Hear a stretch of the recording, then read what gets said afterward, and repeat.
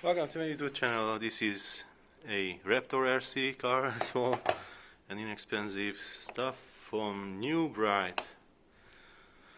And our problem was it suddenly stopped working, and I think it was, I thought it was the motor, but not.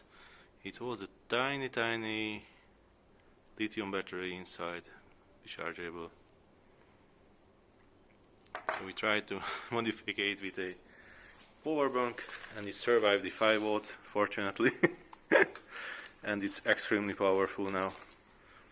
Of course, I will replace the small battery with another LiPo, and we made some drifting capabilities here with tape. So easy fix, isn't it? Thanks for watching and enjoy your repairs. Hopefully, if you find this video, you had a similar problem too. Bye bye.